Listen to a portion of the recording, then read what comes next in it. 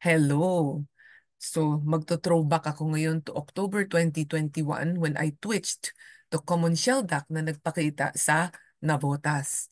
We heard about, I think, alam ba dapat sa picture ko, four? Parang five ito eh. O four, sige. Four common shell ducks. So, nagpunta kami. Ang kasama ko sa sasakyan ay isang very experienced na birder. Okay? Matagal na siyang birder. Itago natin sa pangalan na Adam. Okay? And then, a biologist na itatago naman natin sa pangalang Jade. So, nung dumating kami, di excited ako, no? Di, bababa na ako ng sasakyan. Tsaka napansin ko, nung nag-park kami, hindi kami nag-park sa mismong harap eh. Parang sinabi sa amin, okay, dito na lang tayo mag-park ha, sa gilid lang. And then, sabi ni Adam, bawal bumaba sa sasakyan. Nobody get off the car. If you want to look at them, we roll down the windows, tignan nyo na. So, syempre, nag-uuntugan kami, nagsisiksikan, nagvi-video ako, nagpi-picture, mga kasama ko, nagbi-beans kami and all that. Pero hindi talaga kami bumaba ng kotse. Tapos, that's what we did. And then, okay, sabi ni Adam, okay, pwede na. We will open the car door gently. Don't slam the car door. Ano bang explanation? Kasi alam nyo, birds in the Philippines, apparently, they know that they are being hunted. So, konting kibot mo lang, natatakot na sila. So, sa English, ang tawag natin to, skittish. Okay? Birds in the Philippines are skittish. I have a friend, a birder friend, who just moved to Florida. Nag-message sa akin kagabi, sabi niya, grabe yung mga ibon dito sa Florida. Andyan lang sa harap, walang kapagod-pagod, lalapit pa sa'yo. Andyan lang. Pipicturan mo na, andyan lang sila. Hindi aalis pag lumapit ka. Iba po ang situation sa Philippines. Swerte talaga kasi may kasama akong dalawang marunong. Yung ibang kasama ko baguhan na si ano ba itatago ko pa sa pangalang Michael. Okay, so nung di bumaba na kami ng sasakyan take a look at them, di ba? Chill na chill sila. They're just feeding, oblivious of our presence. Now, I will show you kung gaano kaming kalayo, ha? Okay, ito kasi. Ayan. Okay, so they're feeding.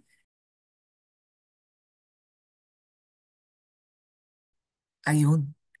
That far. And medyo sa gilid kami hindi kami pumesto sa harap, yung kotse namin nakapark sa gilid.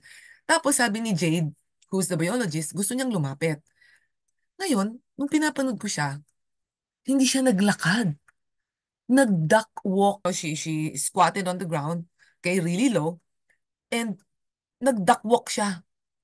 Para lang hindi siya makita and sumilip over that mound. Now, okay, here's the photo. Look at the blue arrow. Di ba? Halos di mo nang makita yung bird. Ayan, nandun sila. Eh, may mga zoom lens kami. So, nakita mo, nakatago kami. We're just hiding behind, itong edge. Anyway, hindi ka naman talaga makalapit. So, in my mind, I was thinking, hindi ba medyo exaggerated naman yung warning ni Adam? Kasi ang layo-layo naman. Di ba? Parang, hindi naman siguro yung ibon aalis.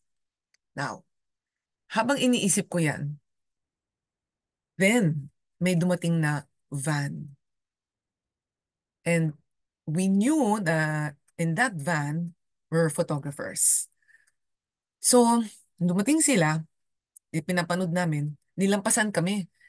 Yung pwesto namin kasi tama yun eh. To avoid being in the direct, um, what you call that? Parang direct, ang tawag doon, eye level of the bird. Basta hindi kami, pag ganun ng bird, nandun kami sa harap. So, pero sila hindi eh, lumampas sa amin. So, kinabahan na kami. Tapos, bumaba ng sasakyan, bang. Okay, yung hindi naman yung sadya, pero yung typical bang, hindi yung dahan-dahan. Sabi ko, yung si Michael, yung kasama ko, nako, lagot, lagot. So, ang ginawa ni Michael, pinuntahan niya yung van para kausapin na medyo mag-park sa mas malayo.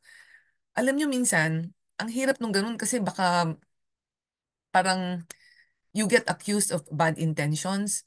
Pero we knew, lagot, lagot na to. We have to do it, okay? Marami pa kaming mga kasama na susunod. Nagte-text-text kami na, oh, parating na kami. 10 minutes na lang, andyan na kami. So, kinakabahan na yung grupo namin. So, o di, okay, lumabas na yung mga photographers. Tapos naglakad. Oh, hindi sila nakayuko, naglakad, okay, papunta sa dulo ng gravel. And then, naglabas na ng mga equipment, okay? Two things happened. Um,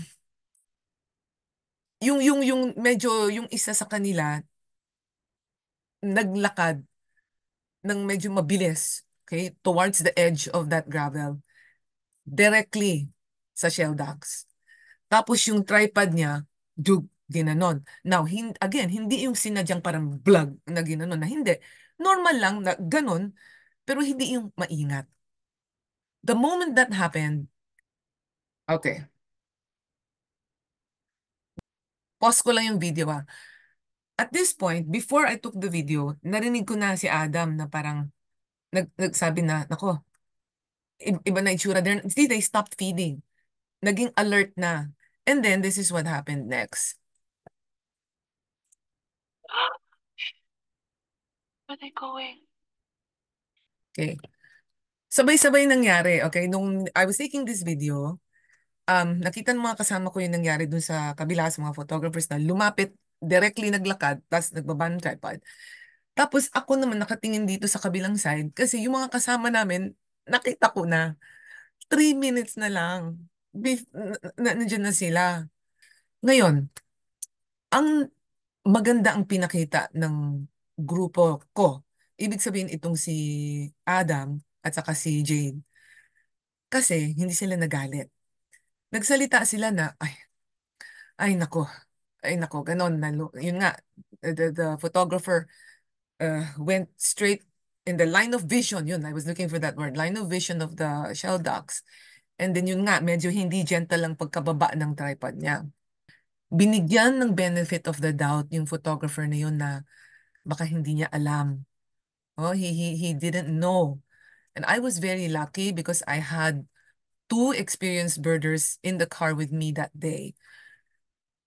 If not, malay natin, di ba may camera din ako eh. Baka kung ako yung nandun, nagpark ako sa harap ng bird and lumapit ako na nakatayo imbis na gumapang. So it can happen to any of us.